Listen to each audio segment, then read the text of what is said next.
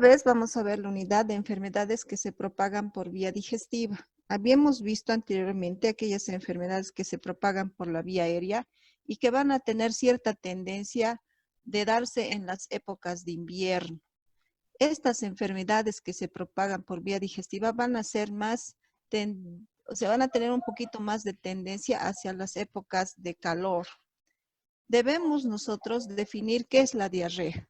Y definimos la diarrea como una enfermedad infecciosa producida por virus y bacterias y de las cuales hay una cierta cantidad muy pequeña de hongos, como también parásitos, que afectan principalmente a los niños menores de 5 años.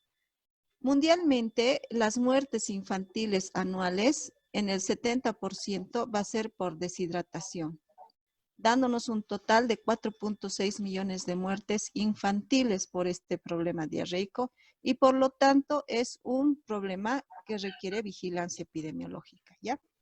Los cuadros diarreicos suelen presentarse frecuentemente, como les había comentado, en las temporadas de calor o de verano. Cuando llegamos a la definición exacta sobre la diarrea, encontramos que es un síndrome clínico. ¿Qué quiere decir síndrome? Síndrome es un conjunto de signos y síntomas de etiología diversa que se acompaña de la expulsión frecuente de heces de menor consistencia a lo normal. Y a menudo se va a dar acompañado de vómitos y fiebre. Esta va a ser causada principalmente por agentes. Estos agentes infecciosos como bacterias, virus y parásitos pueden ser de este conjunto. Si se fijan aquí, tenemos al tipo de virus que nos van a provocar diarrea, la cantidad de bacterias que nos van a provocar la diarrea, incluso parásitos, ¿ya? Vamos a ir viendo cada uno de estos. Lo más interesante de poder hablar sobre la diarrea y concluyendo es que es una enfermedad gastrointestinal generalmente infecciosa, ¿ya? Y autolimitada. ¿Qué quiere decir autolimitada? Que no se va a complicar necesariamente con procesos sépticos. Caracterizada por evacuaciones líquidas y frecuentes en número de 3 o más en 24 horas. La diarrea es alteración del movimiento peristáltico gastrointestinal con un aumento de su frecuencia. Por lo tanto, va a tener un mayor contenido de agua en volumen y en frecuencia en las evacuaciones que vamos a ir obteniendo del paciente, ¿ya? Esta disminución de consistencia le va a dar un aspecto líquido o blando con un incremento en la frecuencia de los movimientos intestinales, lo que va a dar a mayor o igual a 3 evacuaciones en un día, ¿ya? Estas son las características de una diarrea. Hay que tener especial cuidado, por favor, para ustedes que van a ser médicos que van a ingresar ya al área preclínica. Diarrea son 3 disposiciones o más en 24 horas, pero si tenemos un lactante, ya, un neonato, estos neonatos van a tener heces líquidas o blandas y más de 3 en 24 horas. Eso no significa que el lactante tiene diarrea. Esa es la frecuencia de un lactante de hacer la deposición, ¿ya?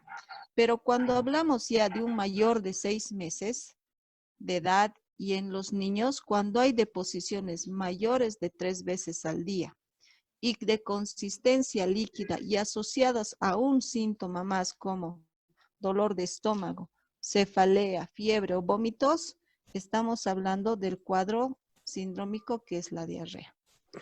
¿Qué factores de riesgo van a actuar para que yo pueda tener este tipo de transmisión por vía digestiva? Obviamente, el problema boca-ano. ¿Cómo se va a dar esta situación? Cuando hay una mala disposición de las heces fecales, estas heces fecales van a tener una contaminación del lugar o del agua donde están mal dispuestas. Esta agua va a estar contenida llena de virus, bacterias o parásitos que van a contaminar las manos de la persona, más que todo de los niños, que ellos tienen menos cuidado de higiene, y al momento de consumir los alimentos van a entrar a todo lo que es el sistema gastrointestinal, volviendo a tener una disposición mala de estas heces fecales y volviendo el ciclo otra vez. ¿Qué factores de riesgo también puedo encontrar aparte del ciclo de la mala higiene personal y el lavado de manos? Es la desnutrición. Los viajes recientes a zonas endémicas, a zonas donde hay una cantidad elevada de estos procesos o enfermedades diarreicas agudas. Cuando hay contaminación fecal del agua y de los alimentos. Cuando hay una automedicación. ¿A qué se refiere como factor de riesgo automedicarse? Lastimosamente, nosotros pretendemos que cualquier tipo de infección que nosotros creemos que tenemos en nuestro cuerpo, lo primero que hacemos es ir a la farmacia y buscar un antibiótico. Cuando los antibióticos son también un factor importante para tener los síndromes diarreicos, ya que están destruyendo la flora bacteriana intestinal.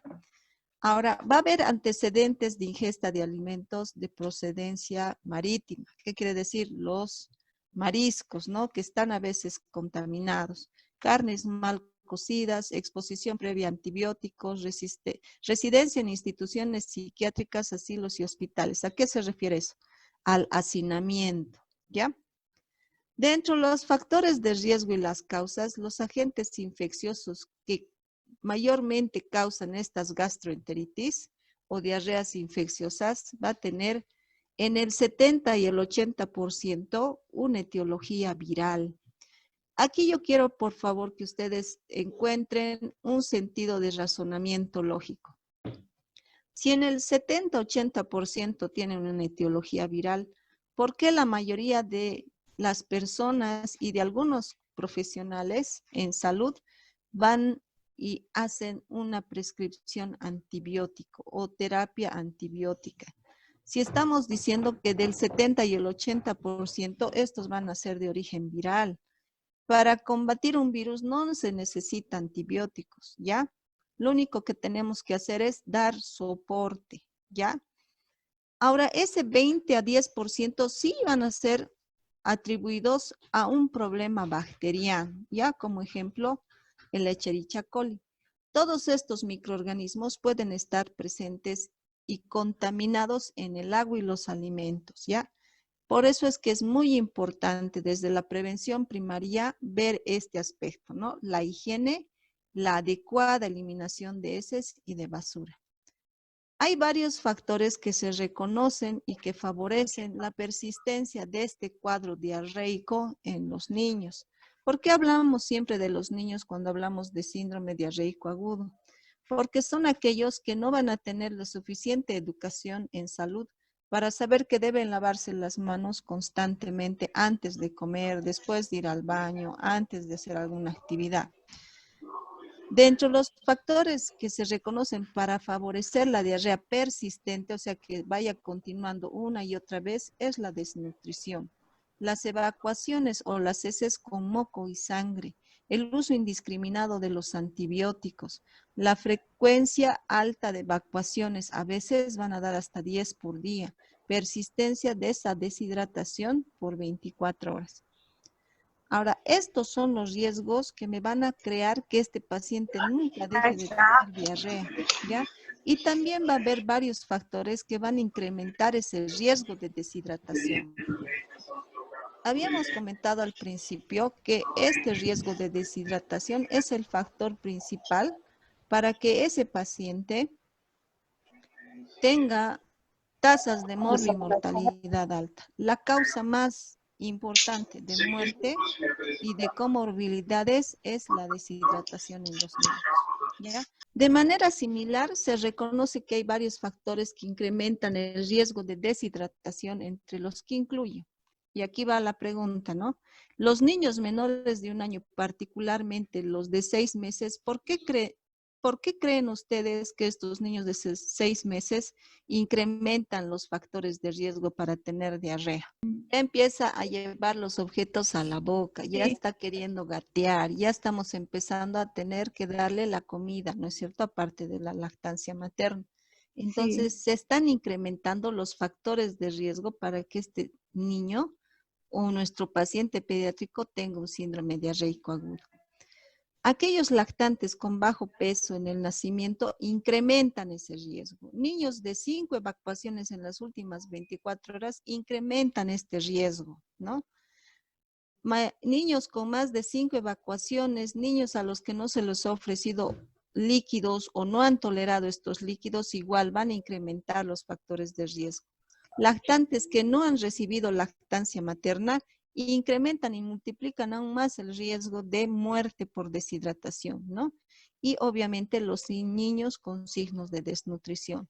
Aquellos niños que tienen desnutrición entran en un ciclo continuo de diarrea, desnutrición, que no los dejan tener un buen desarrollo pondoestatural. Hay varios factores, ¿no? Dentro de estos síntomas que yo tengo en la diarrea, la principal característica del síndrome diarreico es la evacuación frecuente de las heces acuosas, lo cual provoca una baja absorción de líquidos y nutrientes a nivel gastrointestinal. Obviamente vamos a tener otros síntomas acompañantes como son el dolor, la fiebre, náuseas, falta de apetito, decaimiento, pérdida de la fuerza y debilidad. Entonces, esta diarrea infecciosa se asocia frecuentemente a estos síntomas acompañantes, ¿ya? Dentro de la etiopatogenia de la diarrea adquirida en la comunidad, yo tengo que saber bien de dónde está proviniendo esa diarrea.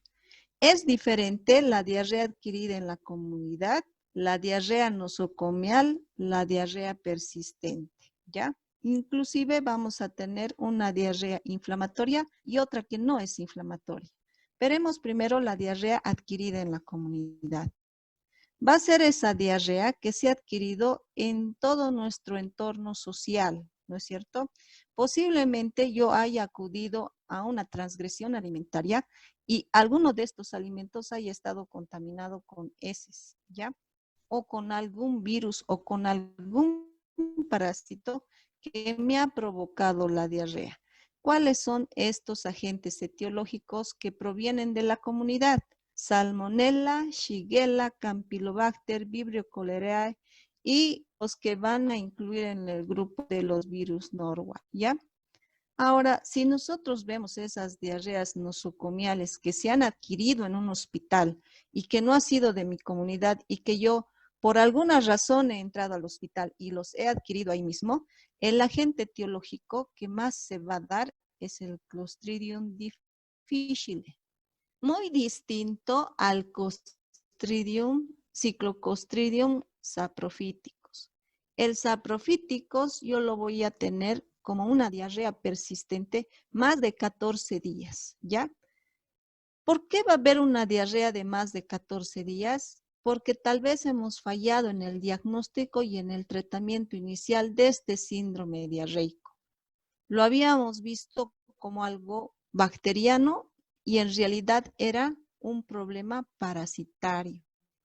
Las causas de 14 días a más de esta diarrea persistente, la mayoría de las veces se relacionan a las causas parasitarias, ¿no?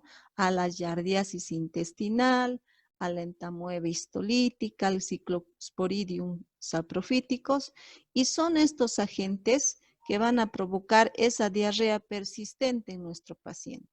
Ahora, si nosotros vemos el Cyclosporidium saprophyticus, este tipo de agente lo que va a provocar en un paciente inmunodeprimido es todo el síndrome clínico de la diarrea. Cuando en una persona inmunocompetente, o sea, sin que haya inmunodepresión, no haya nada, ¿no? Inclusive una salmonela no tífica, porque hay tipos de salmonela, ¿no? Salmonela tifi, salmonela no tifi. Esta salmonela no tifi, incluso en un paciente inmunodeprimido, puede crear toda la sintomatología de la enfermedad diarreica aguda. Si vamos a ver otro tipo de diarrea, va a ser la diarrea inflamatoria. Ya esta va a ser causada por microorganismos que invaden esa mucosa intestinal, como la E. coli, la Shigella y la Salmonella. Donde yo voy a encontrar una presencia, si se fijan aquí en la fotografía, unas heces fecales semipastosas líquidas relacionadas con moco y estrías de sangre.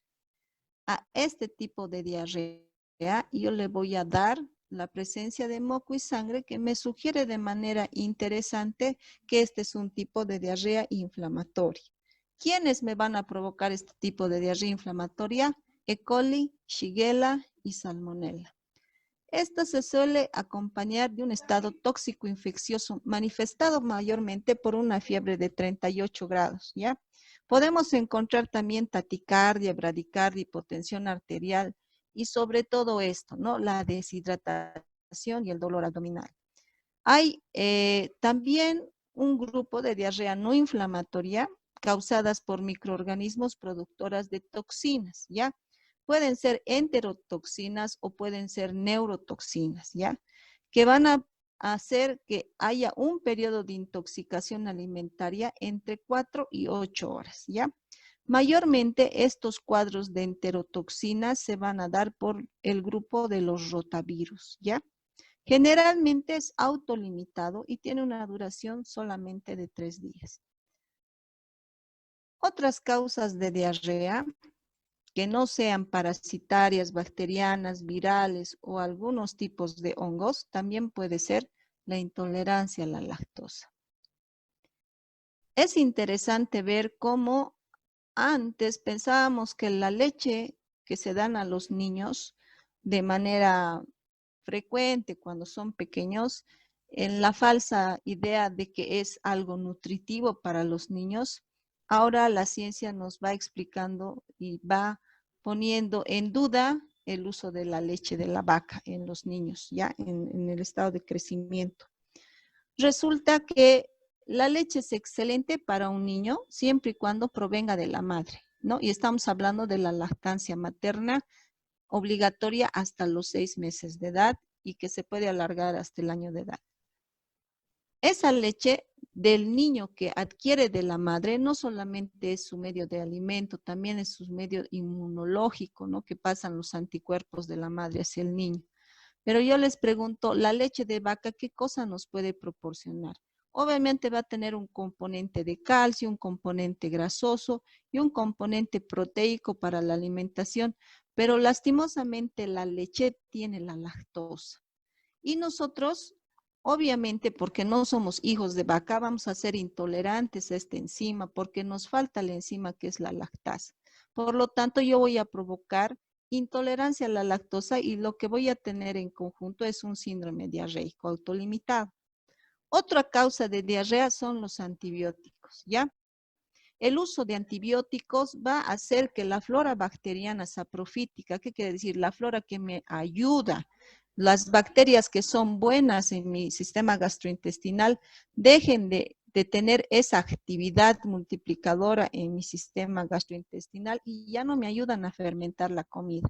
Por lo tanto, estos antibióticos, como son antibióticos, o sea, van a destruir a las bacterias, también van a destruir a las bacterias buenas que tengo, que me ayudan a fermentar la comida, ¿no? Y ya no voy a poder absorber bien los nutrientes. También vamos a tener dentro del sistema farmacológico los fármacos procinéticos, ¿ya? Como la metoclopramida. Obviamente, la leche de magnesio y los laxantes ya están, ¿no? Con el objetivo de hacernos dar diarrea cuando estamos constipados. Pero estas son las otras causas que me pueden provocar el síndrome diarreico. Por lo tanto, ustedes tienen que saber entender, ¿no? Si viene un paciente con diarrea, ustedes tienen que saber diagnosticar si esto proviene de una etiología bacteriana, viral, parasitaria, tal vez sea hongo o tal vez sea una de estas causas las que están provocando la diarrea en el paciente. Y es importante también ver la diarrea crónica, ¿no?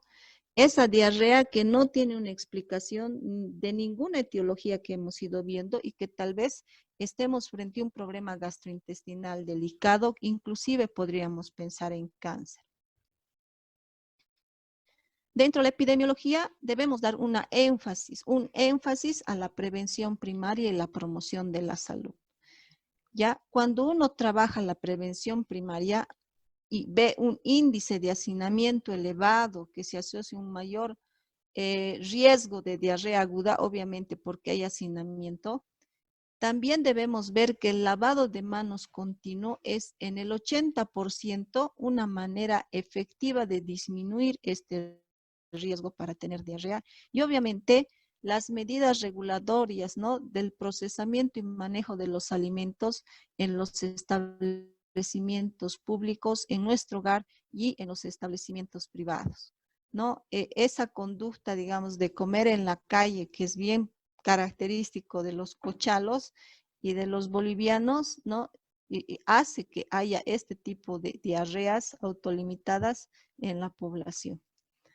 Ahora, la prevención primaria y la protección específica van a ir a conductas que van a ayudar a que el paciente deje de tener los factores de riesgo. Por ejemplo, hervir verduras, hervir frutas, orientación a las personas que viajan a lugares endémicos donde hay mayor cantidad de la enfermedad diarreica, infecciosa. Habría que hervir el agua antes de consumirla, potabilizarla y estar en constante vigilancia de los alimentos como los huevos. ¿Por qué hablamos del huevo? Porque el huevo es un caldo de cultivo. ¿Qué quiere decir? Es el mejor medio donde las bacterias se pueden reproducir y tener vida por mucho tiempo. El huevo siempre tiene que estar bien cocido. Hay algo que tengo que explicarles muy bien y es en el contexto de la diarrea. Yo voy a tener un enfoque epidemiológico y un enfoque clínico. Yo les había comentado hace un momento los tipos y los diferentes etiologías de la diarrea, ¿no? Pero también tenemos que ver el contexto, ¿ya? Va a haber un contexto epidemiológico y un contexto clínico.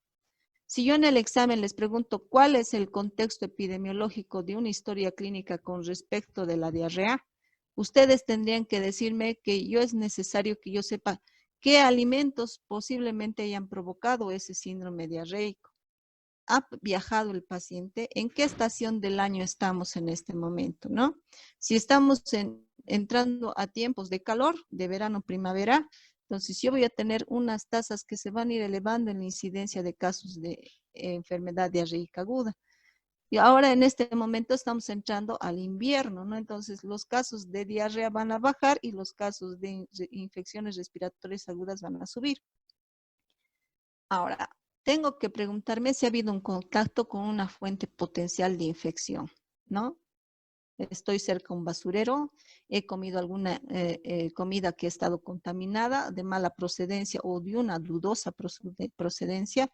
Debo descartar enfermedades que se asocian con una diarrea crónica, ¿no? Ese paciente no estará inmunosuprimido, no tendrá un cáncer que esté iniciando en el sistema gastrointestinal. Entonces, esas preguntas en mi historia clínica van a tener un contexto epidemiológico. Es distinto del contexto clínico que también ustedes deben tener una competencia, ¿no? La historia y la evolución del cuadro diarreico, ¿no? La historia natural de la enfermedad, el cuadro clínico, la enfermedad actual. Duración, frecuencia y tiempo de los episodios diarreicos, porque resulta que hay personas que tienen estos síntomas durante ciertas épocas del año y luego están tranquilos, ¿no? La apariencia de las heces, ¿no? ¿Cómo es esa deposición? ¿Es blanda, es semiblanda, es líquido? ¿Qué color tiene?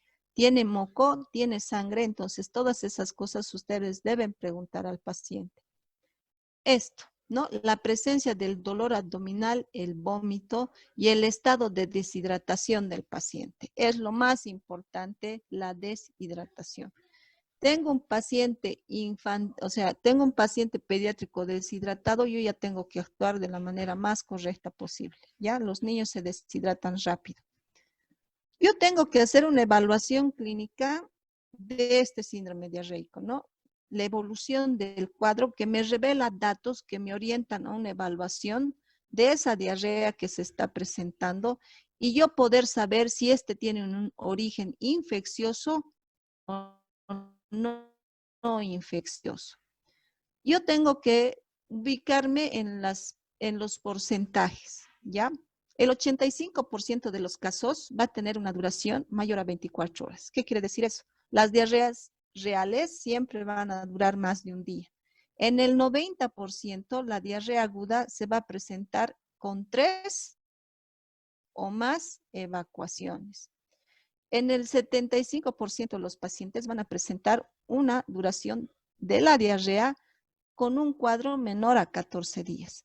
Si estamos hablando de un cuadro menor a 14 días, estamos hablando de una diarrea aguda.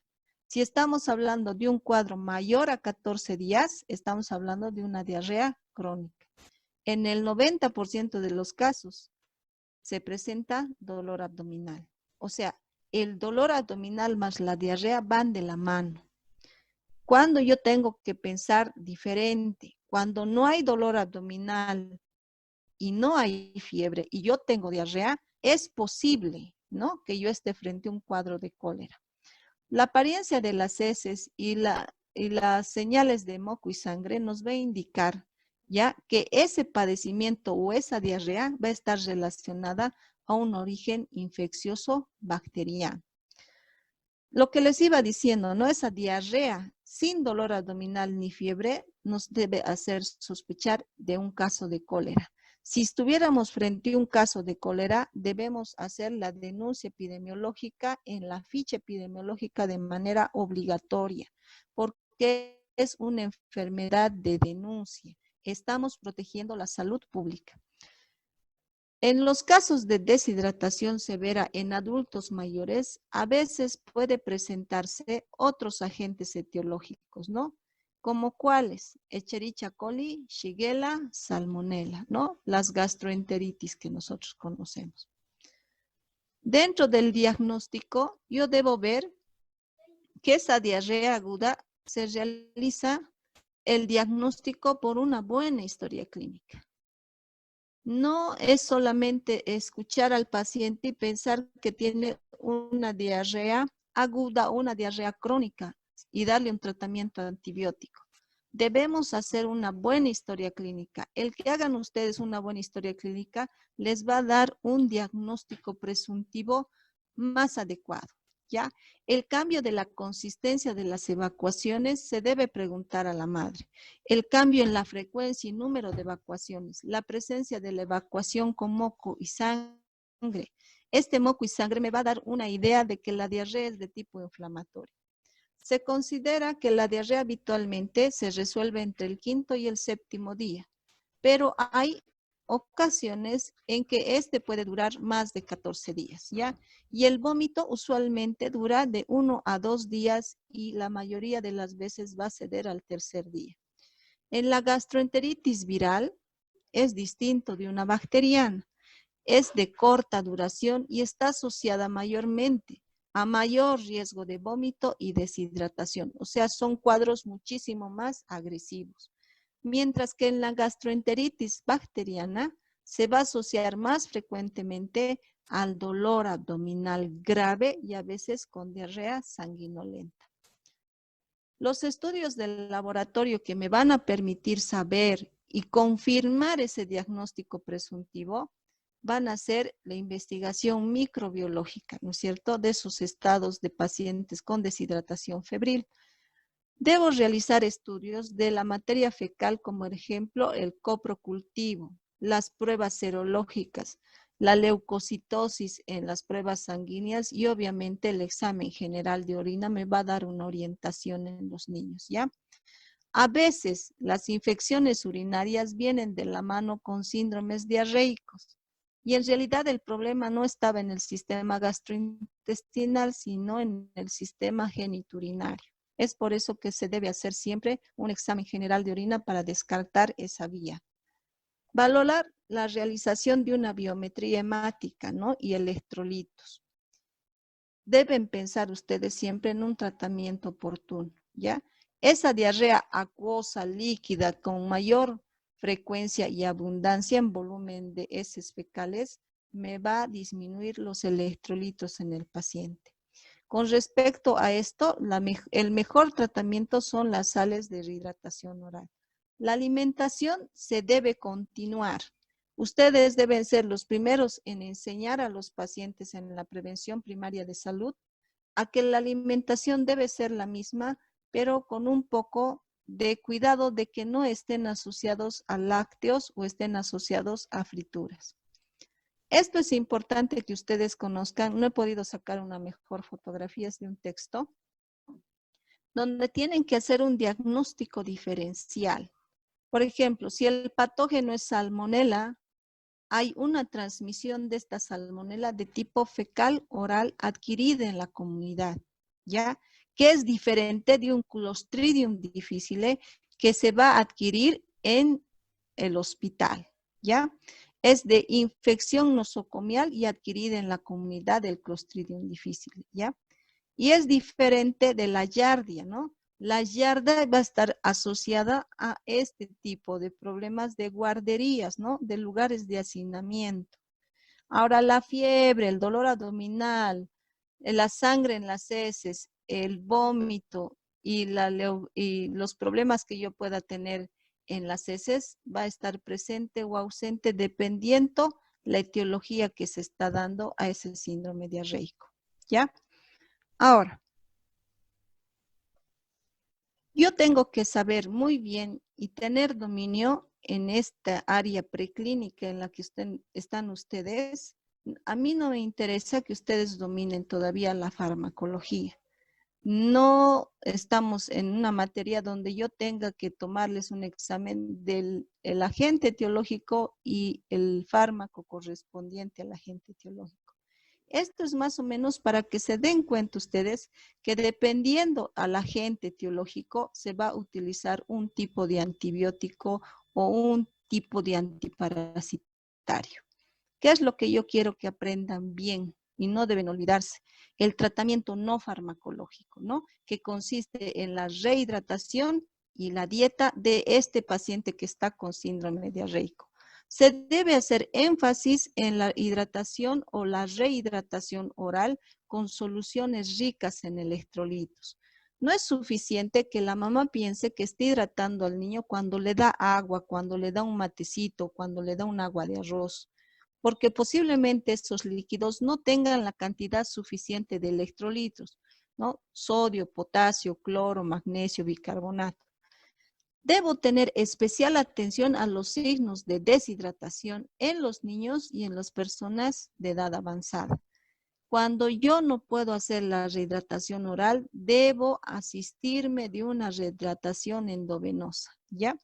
Con respecto a la dieta, lo que les había mencionado, ¿no? No se requiere que el paciente entre en ayuno, se debe evitar alimentos con lactosa o que estén muy grasosos y yo debo procurar que la alimentación en este paciente pediátrico o anciano sea fraccionada. ¿Qué significa eso? Que si yo le voy a dar un plato de sopa de pollo porque quiero que recupere rápido, lo único que voy a hacer es que siga vomitando, ¿ya? Lo que tengo que hacer es fraccionar esas dosis y esos líquidos que yo voy a ir dando y sobre todo lo que es la sal de rehidratación oral. En este tratamiento yo debo evitar las complicaciones, ¿ya? No se trata adecuadamente, cuando no se trata de manera adecuada esta rehidratación, en vez de ayudarle a hidratarse a este paciente, yo voy a hacer que se haga más agravado su deshidratación. ¿A qué me refiero con esto? Si yo le voy a tratar de dar medio vaso de sales de deshidratación oral, lo único que voy a hacer es que el paciente vomite. Por lo tanto, tengo que utilizar cucharaditas de rehidratación oral cuando se permite la tolerancia oral. Si no se permite la tolerancia oral, yo voy a ir hacia la vía intravenosa, ¿ya? La diarrea aguda va a ser la primera causa de mortalidad infantil y gracias a Dios ya no tenemos esas tasas de mortalidad en América Latina. Ya se ha mejorado bastante. ¿Cuáles van a ser las señales de deshidratación importantes que ustedes deben saber de memoria? Es ese llanto del niño sin lágrimas, una boca seca, una postración, una debilidad, dolor abdominal y el signo del pliegue, ¿ya? Otras complicaciones que se pueden presentar después de este síndrome diarreico, lastimosamente, es la desnutrición, ¿no? Esa pérdida de nutrientes durante periodos agudos de diarrea que van a ir en ciclo continuamente, van a crear estos niños con desnutrición crónica severa. Debo hacer medidas de prevención. Debo tener acciones para prevenir las diarreas Y estas acciones son muy sencillas y baratas, ¿no? Promoción, educación en salud. Primero, el lavado de manos, el manejo y preparación adecuada de los alimentos, ¿no? Disposición correcta de basura y heces fecales. Ahora ya hemos tenido una mejora a nivel latinoamericano en la disposición de excretas, ¿no? El agua ya está potabilizado en la mayoría de los sectores de las ciudades y las provincias. Por lo tanto, vamos bajando las tasas de morbimortalidad infantil por EDAS. ¿Qué significa EDAS? EDAS, enfermedad diarreica aguda. Las actividades que van a favorecer esta adecuada promoción de la salud va a ser el suministro correcto y con calidad del agua, el lavado de manos frecuente con jabón, niños alimentados exclusivamente al seno materno por lo menos los 6 primeros meses, mejorar los sistemas de cloración doméstica, obviamente tener y fomentar la lactancia materna en los primeros 6 meses de vida. Esa lactancia materna va a proteger a ese niño de los posibles síndromes diarreicos que pueda tener porque estamos ayudando a su sistema inmunológico. Otra medida preventiva, aparte de estas, ¿no? Estas acciones, obviamente va a ser la vacunación. Para este aspecto del síndrome diarreico agudo, que se han dado tasas de mortalidad en menores de 6 meses y 1 año, han visto que la mayoría de estos pacientes morían por diarrea por rotavirus, lo que ha conformado crear la vacuna y hacerla universal con una dosis, ¿no? Con 2 dosis a los 2 y 4 meses de edad por vía oral, ¿ya? ¿Qué pasa si yo doy después de los 4 meses la vacuna? Me va a producir un alto riesgo de invaginación intestinal. Esto va a provocar que haya un problema quirúrgico intestinal o hasta la muerte del paciente pediátrico. Bueno, lo más importante es saber el ABC de la diarrea en el hogar, ¿no? Recordar y seguir el ABC. ¿Qué significa el ABC del hogar? El médico no solamente tiene que ser alguien con capacidades de poder hacer educación en salud, sino también de poder enseñar a esas madres cuáles son las conductas más adecuadas para que estos niños no tengan el síndrome diarreico. Alimentos suficientes para prevenir la desnutrición. Decir a las madres que deben dar los alimentos correctos, ¿no es cierto? Aquellos alimentos que realmente van a nutrir a ese niño. Dar más bebida del usual para prevenir la deshidratación cuando estén con estos síndromes diarreicos, ¿no? Y obviamente no quedarse en esto. Sí o sí hacer la consulta oportuna en el consultorio con la debida vigilancia del médico, ya que estos pequeños se deshidratan con una facilidad increíble, ¿ya? Y obviamente los hábitos dietético-higiénicos que se debe considerar siempre, ¿no? La buena limpieza del hogar, lavado de manos, y buena disposición de los alimentos, ¿ya? Dentro de esas enseñanzas a las mamás, debemos siempre pedirles que no suspendan ningún alimento. Su alimentación del niño debe continuar de la misma manera, pero sí fraccionando, ¿ya? Fraccionando en pequeños pedazos para que el niño pueda alimentarse de manera adecuada. Se debe continuar con la lactancia materna. La lactancia materna es importante para aquel niño que tiene diarrea. Si es mayor de 6 meses y ya está recibiendo, es mejor que estos alimentos sean cereales, o sea, como el arroz, papa, tiene que comer la pulpa de las verduras, carne o pollo trozadito en pequeñas cantidades. Los alimentos siempre deben estar frescos, recién preparados y bien cocidos. Una vez que la diarrea se quite, debemos enseñar a las mamás que debe dar una comida extra al día durante 1 o 2 semanas para que aquel niño pediátrico pueda recuperar el peso perdido y no haya un desmedro en el peso y en el crecimiento y la talla pondoestatural. Dar más bebida del usual para prevenir esa deshidratación, ¿no? Además de esa leche materna, se debe considerar sales de rehidratación oral, ¿ya? Esos sueros de sales de rehidratación oral son muy importantes. Y hay una medida para hacer este tipo de rehidratación, dependiendo la edad del niño y dependiendo el kilogramo de peso que presenta. Yo les voy a mostrar en las diapositivas que vamos a tener 3 tipos de planes, ¿ya? Para volver a rehidratar este paciente pediátrico. Yo voy a tener el tipo A, el tipo B y el tipo C de los tipos de rehidratación que yo puedo utilizar, ¿ya? Ahora, cuando es menor de 1 año, debo dar 75 mililitros. ¿Cuánto es 75 mililitros? Media taza. Después de cada evacuación que haya presentado el pequeño o cada vez que haya tenido un vómito. Si es mayor de 1 año, yo puedo dar la taza completa de líquido o sal de rehidratación oral, en lo mejor de los casos, después de cada evacuación de diarrea o vómito, ¿ya? Si no hay suero, si no hay el suero oral de rehidratación en la casa, yo podría complementar eso con esas sopitas de arroz bien espesas como caldos, ¿ya? Con poca azúcar, pero jamás debo dar al niño anís estrella, té o café. Obviamente este tipo de soluciones que las abuelitas solían darnos a veces causan problemas en los niños y hablamos de intoxicación folclórica.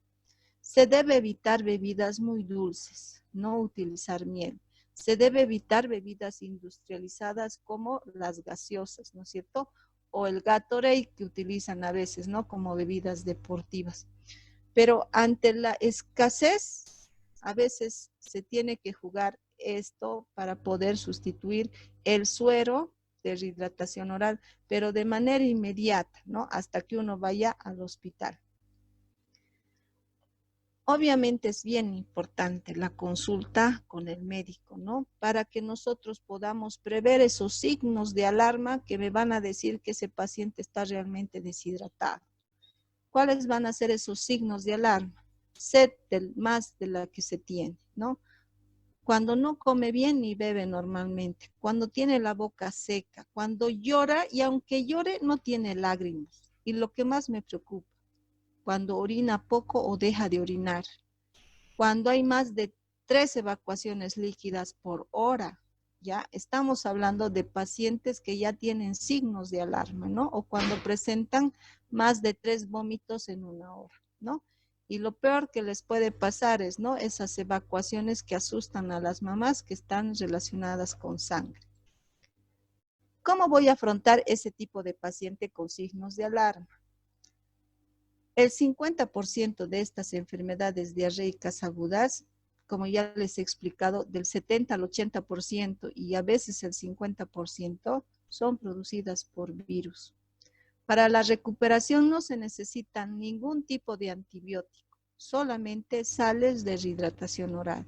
La madre debe conocer la manera de dar estas sales de rehidratación oral, ¿ya?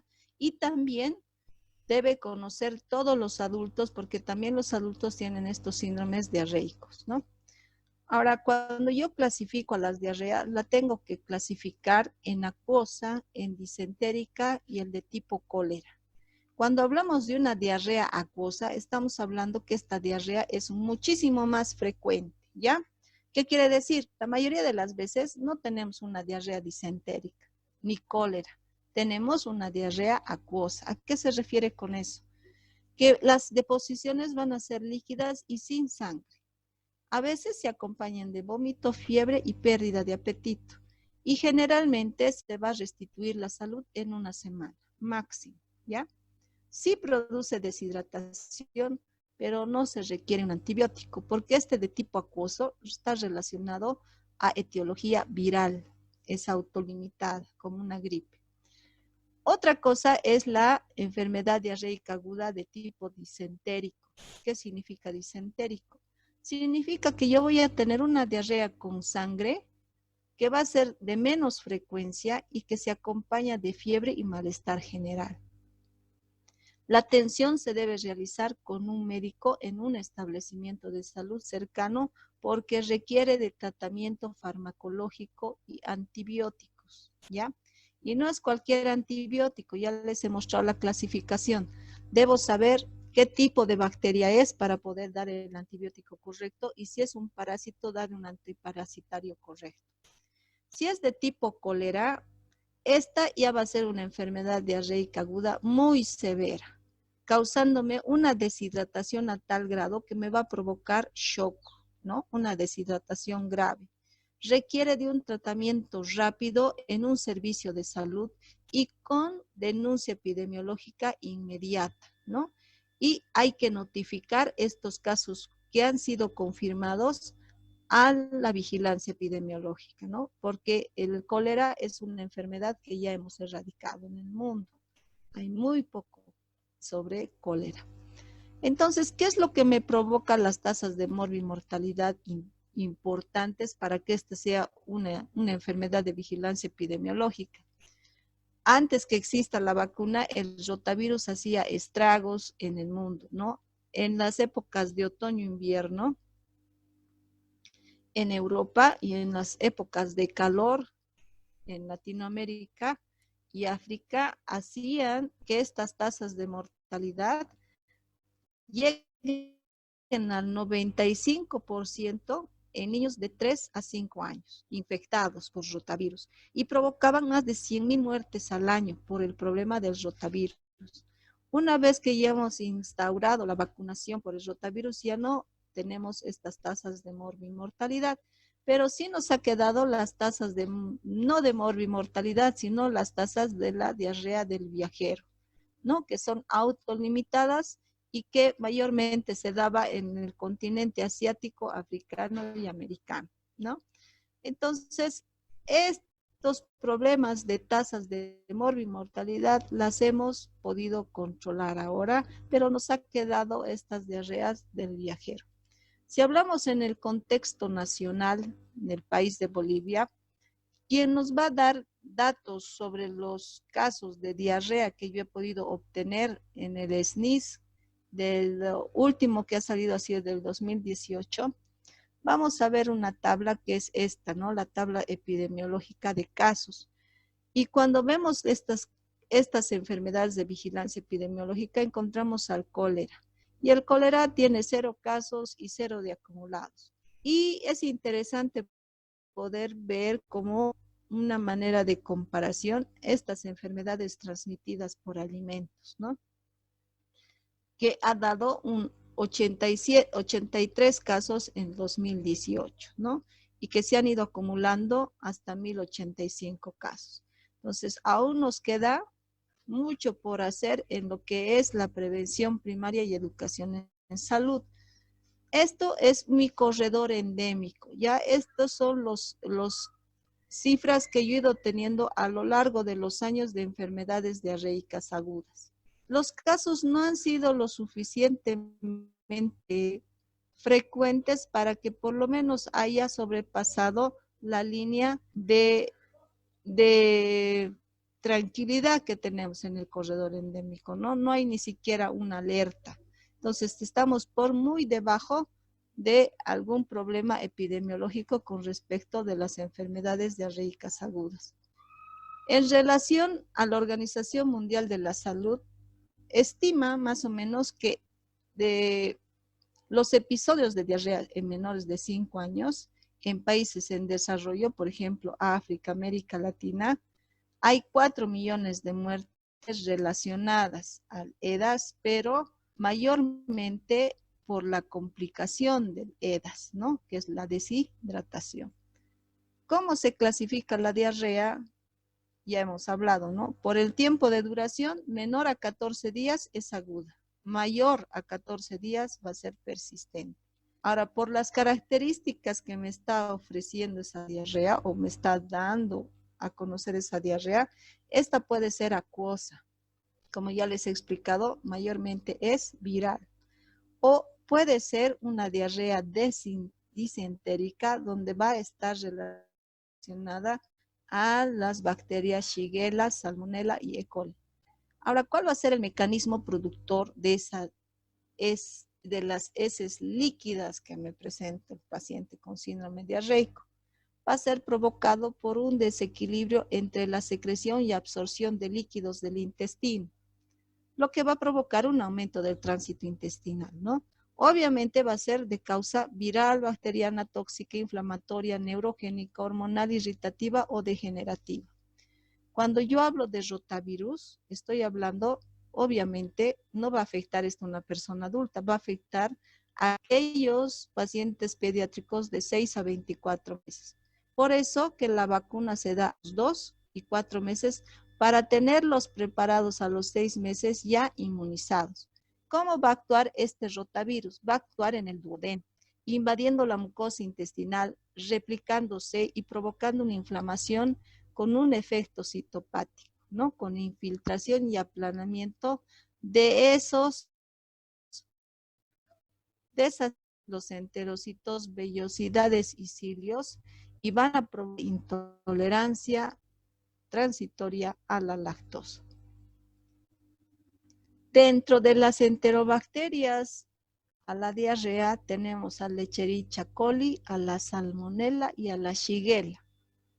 Ya al Campylobacter jejuni muy poco y Vibrio cholerae ya no tenemos casos, ¿ya? Estas van a producir una diarrea a través de diversos mecanismos.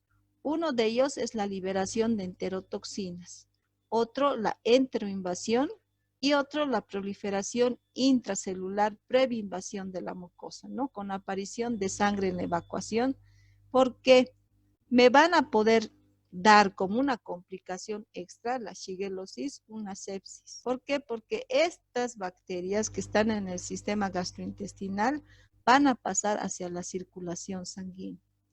Cuando hablamos de E. coli, tenemos que saber diferenciar E. coli enterotóxica, la E. coli enteropatógena, la enteroinvasora y la enterohemorrágica. Cuando hablamos de la enterotoxígena, está relacionada al 25% de todas las diarreas. ¿Cómo va a producirse la diarrea? Va a acumularse la toxina, va a penetrar al enterocito y va a estimular a la adenilil ciclasa incrementando el AMP cíclico. ¿Qué quiere decir esto?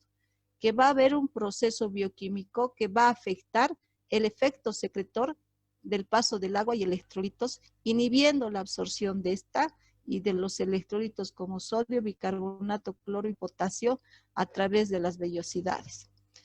El coli enteropatógeno va a tener un mecanismo de adherencia. El enteroinvasor va a tener un mecanismo de plasmidio que le va a dar la capacidad de invadir a la célula epitelial, dando una diarrea disenteriforme, ¿no?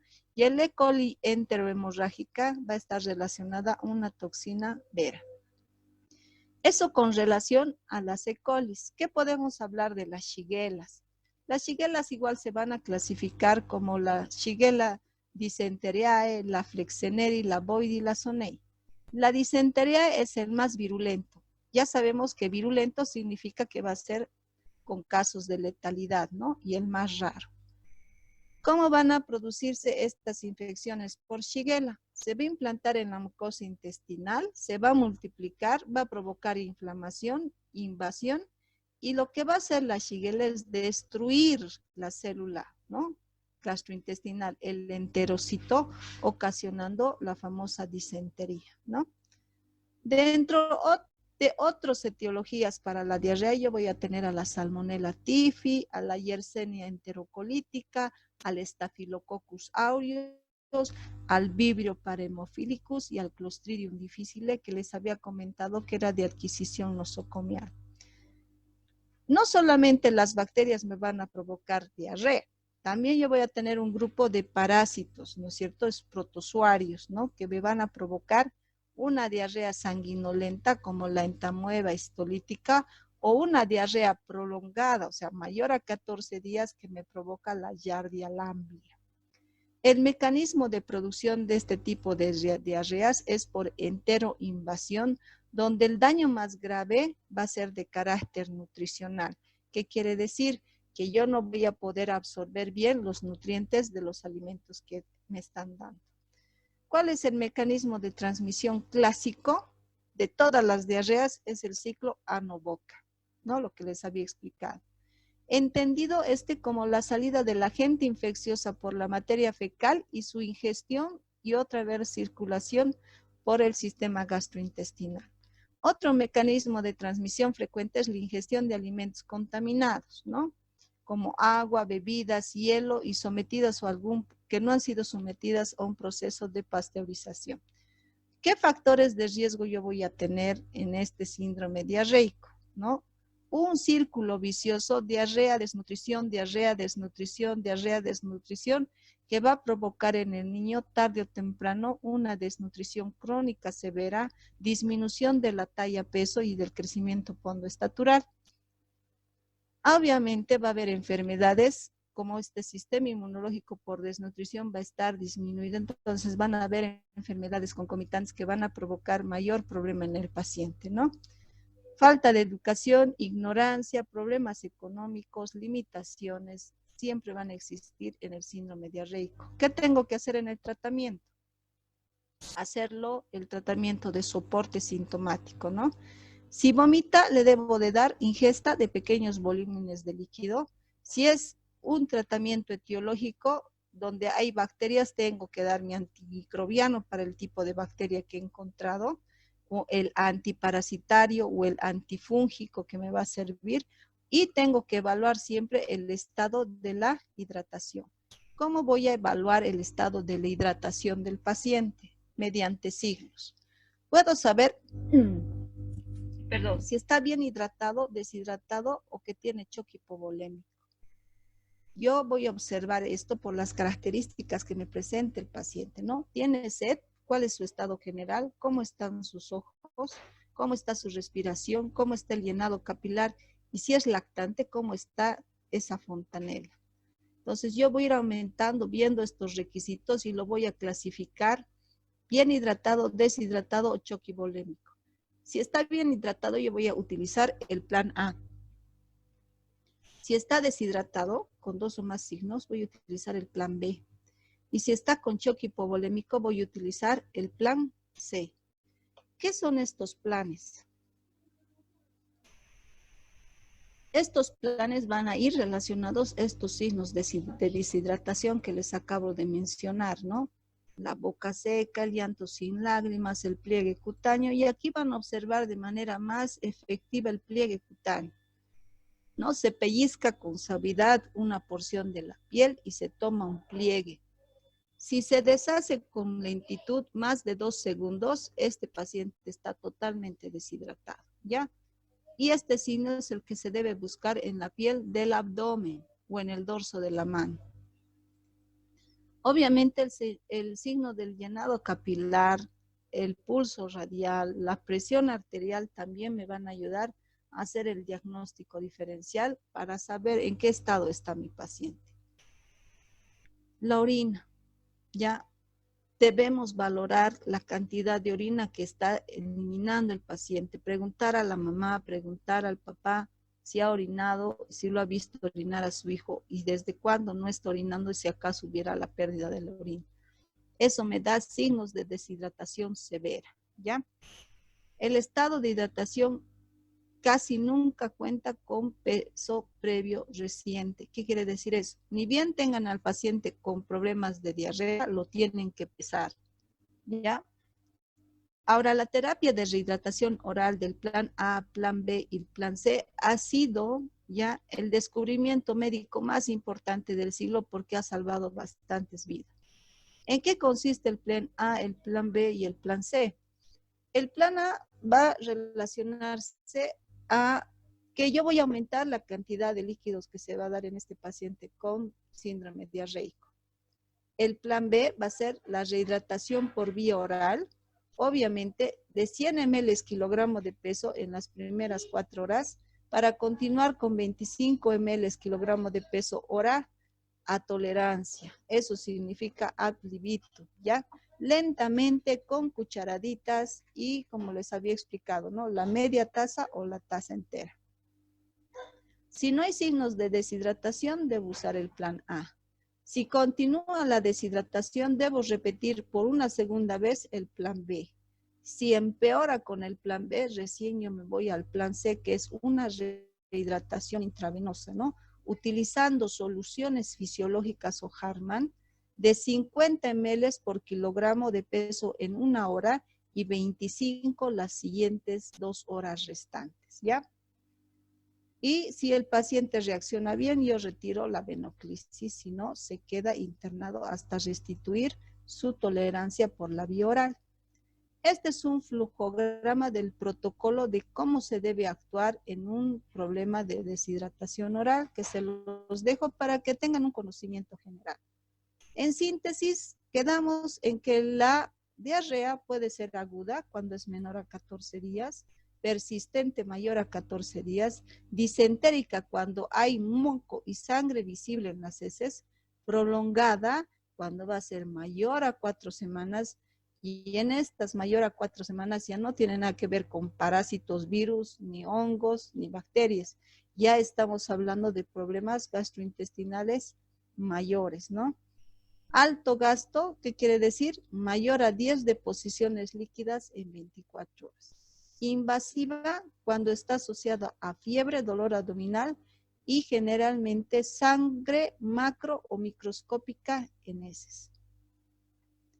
Para resumir, yo voy a tener una diarrea infecciosa aguda de tipo acuosa o disentérica, ¿no? Con sangre. Esta diarrea acuosa se puede dividir en una secretoria o una de tipo osmótica. Si va a ser secretoria, va a estar relacionada a la Vibrio cholerae o a la Shigella. Si va a ser de tipo osmótica, va a estar relacionada a toda la cantidad de virus que encuentran aquí y algunos parásitos, ¿no? Si va a ser invasiva, va a ser producida por la Shigella, la Salmonella, la Yersinia y la Campylobacter. Y si va a ser no invasiva, va a estar relacionada al Clostridium difficile. Lo último, las vigilancias de las enfermedades diarreicas agudas. Aquí en Bolivia se va a dar por el SNIS, ¿no? Que van a ver la cantidad de episodios de síndrome diarreico que se ha dado entre los años 2013 y 2018. Es el último boletín que hemos encontrado. Aquí en la plataforma les he dejado el enlace para ver estos boletines, que no solamente les van a dar boletines de información de las enfermedades diarreicas agudas, también van a estar relacionadas las enfermedades respiratorias agudas y otras más que son importantes para la vigilancia epidemiológica, ¿no? Y lo que les iba explicando hace un momento, ¿no? Este corredor endémico de seguridad me va a permitir saber que aquellos casos que se dan frecuentemente a lo largo de los años, en estos años particulares del 2013 al 2018, ni siquiera han alcanzado mis rangos de seguridad. ¿Qué quiere decir? Que tengo muy bajitas tasas de problemas con relación a las enfermedades diarreicas agudas, ¿no? Y el corredor endémico tiene que ver con la seguridad en mis cifras de alarma y en mis cifras de epidemia. Si esto traspolamos a coronavirus, nosotros estamos en estos lugares, ¿no? Pero como estamos hablando de enfermedades diarreicas agudas, no tiene mucho problema. Hasta aquí la unidad 6 del día de hoy.